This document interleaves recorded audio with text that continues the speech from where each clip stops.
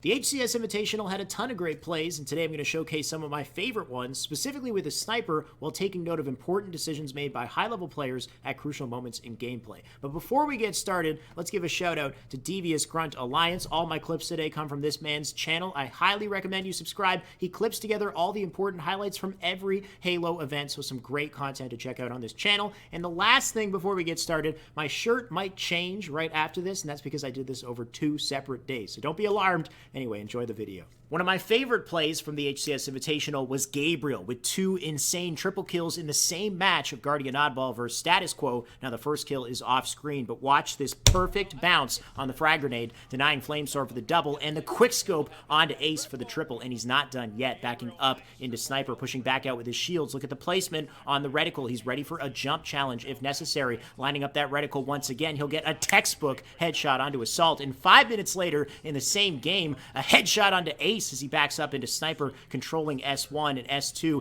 as Neighbor makes the challenge. He'll narrowly miss, staying alive here. Gabriel looking for an opportunity to work with his team, making a surgical play with the Mauler, finishing off Flamesword, dropping down into S1 with the double tap onto Neighbor, 180s for the insane reaction headshot onto Flamesword. How does he hit it?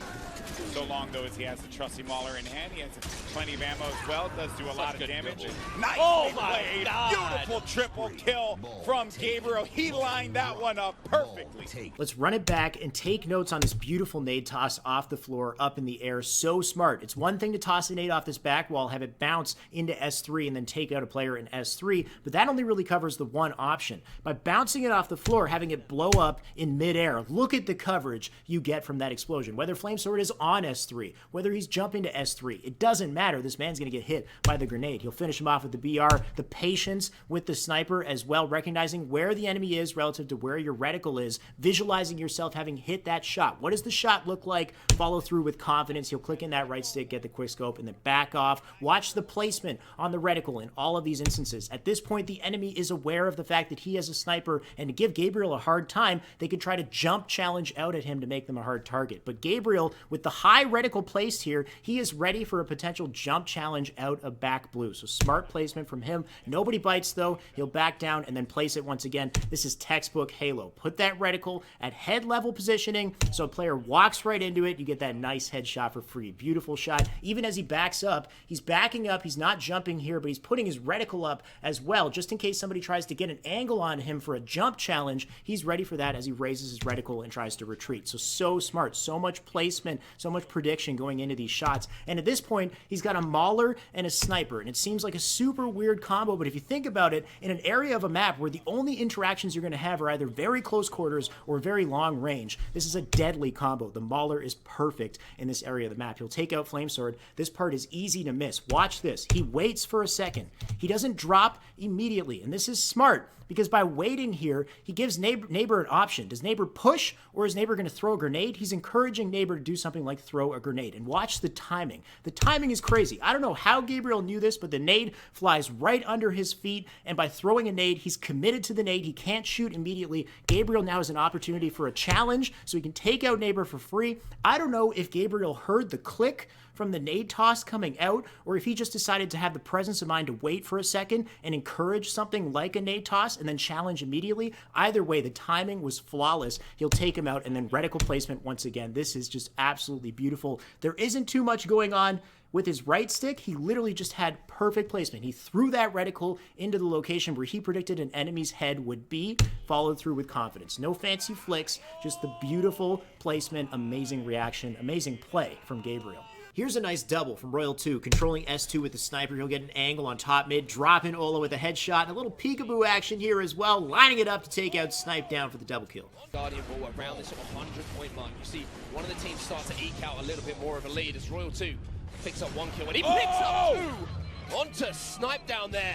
There's a little more that meets the eye with this one as well. First off, taking advantage of the cooldown on the nade toss, he can confidently line up that reticle, get the headshot on Ola. Then you have this like jiggle peek scenario where he's strafing in and out of the wall for a couple reasons, to keep Snipe down guessing as to whether or not he's going to challenge, while also subtly lining up his reticle so he is ready to fire a shot if he does challenge. But what's more important is the fact that he notices APG is behind Snipe down, and he specifically waits for APG to fire shots into Snipe down's back and descope his reticle before he follows up with that beautiful shot onto Snipe Down. So little situational cues like that, he's so aware of his surroundings and taking advantage for a nice play.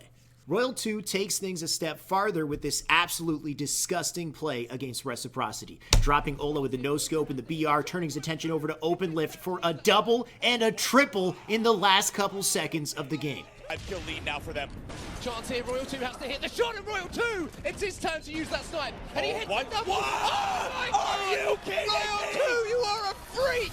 A lot of raw talent in this one for sure, but let's play it back in slow motion. And of course, reticle placement is always the first thing that you should be thinking about. Having your reticle in the best possible location to hit that shot confidently before your opponents is so huge. He either heard a call out or predicted that they would be on open lift, and he put his reticle in the perfect spot to land a headshot on Roy and a collat on Snipe Down. If Snipe Down didn't jump, I think that might have been a double headshot. But the biggest thing about this clip is the fact that he's not afraid of the D-scope. He's predicting the fact that he's probably going to be D-scoped in a scenario like this. And I think that's the biggest thing to pay attention to is you might scope in and fire a shot at an opponent, but be ready for the fact that if they shoot you back, you're going to be D-scoped. Don't freak out at the fact that you've been D-scoped. Stay confident and get ready to scope back in so you can hit that second shot. Royal 2 was prepared for every little second of this. He knew he was going to be D-scoped, and he was ready for that follow-up. And of course, another important aspect of sniping is the flick, and APG shows us how it's done. Fox picking up a double though. APG again going to have to work with Royal 2, and oh my word, I didn't even see his face. Somehow hits that shot on L2, a fantastic shot. Now, 1 minute left here until we reach overtime, meaning that there's really any flag from here on out. Strong likelihood it will win the game. And the thing that's so impressive to me, and this is our first game of the day, and oh my God, APG's at the moment. Not missing headshots. Everyone who's challenging him is getting taken down. All right, some of that looked almost inhuman. Let's play it back in slow-mo. And I didn't see Snipe Down at first, but you can actually see him right here before he scopes in. Quality is not really in our favor here, but he's right here. He'll scope in. Snipe Down's not even in the range here. This is a pure instinct, pure confidence shot. He has been here time and time again. He knows his sensitivity like the back of his hand, and he just flicks it over, lands the headshot. He's definitely pegging that right stick. That's a long-range flick that he flicked over to his head to get that. So really, it just comes down to instinct. It comes down to practice. He knows what that feels like, and he just followed through with confidence, and it just worked. So really hard to explain what's going on there. As far as the lift shot here, an interesting thing to note with this lift shot, it looks like he scopes in too early and a little too low as well. Look where his scope ends up right there, and he spends a lot of time in this scope before Ola kind of knocks him out of it. He's trying to chase him for a bit there, so that's a scenario you don't really want to have when you're trying to snipe on a lift. I would say try to aim higher than you think you might need to aim and lead the reticle maybe like somewhere over in this location so that by the time he does scope in, Ola's just coming into it. He doesn't have to do any of that chasing, and it's really, really tough to do this because Ola's moving at a high speed. He only just saw it, so the placement on that reticle is huge. You got to kind of really whip it over and higher than you think it might need to be and then scope in so they can kind of fly into it. The timing takes a lot of practice. Just put the work into it. You can get it down. And the reaction on his second flick is crazy too. If you look closely though, you can actually see Lunchbox's BR is just poking out of the cover here. So he knows Lunchbox is there, and that's why he's able to very quickly flick it over, but he's mentally preparing himself for the type of shot he's going to need to hit, and see how quickly, even in slow-mo, he just follows that guy so quickly. If I play it back in full speed, you'll see he's just so ready for it. But the type of flick that he's doing is so precise and so tiny. It's very quick. You can see there's a very quick movement on the right stick, but he is definitely not pegging that right stick. It's barely moving, just very quickly popping out a little bit, going back to neutral. And you can tell that it immediately goes back to neutral as well, because you'll see it doesn't just kind of trail off. It immediately stops after the flick, and then stops still right afterwards. So he's very quickly flicking it without pegging and resetting it to neutral. How that works, very difficult to understand, very difficult to explain. I feel like he's probably using the upper area of his thumb, like I said in previous videos, where you can make more precise little flicks with the upper area, the middle to upper area of your thumb, rather than closer down to the knuckle, where it's harder to make very quick flicks. Just a personal preference of mine. You guys can let me know what you think in the comments. Overall, crazy play. And that covers just a few of my favorite plays of the HCS Invitational. Hopefully some of that info was helpful for you, or at least entertained you. In the meantime, feel free to like, comment, subscribe, hit the bell beside the subscribe button. Keep in touch with everything the moment it comes out, and make sure to join my Discord community linked in the description below. Until then, I'll see you guys next time.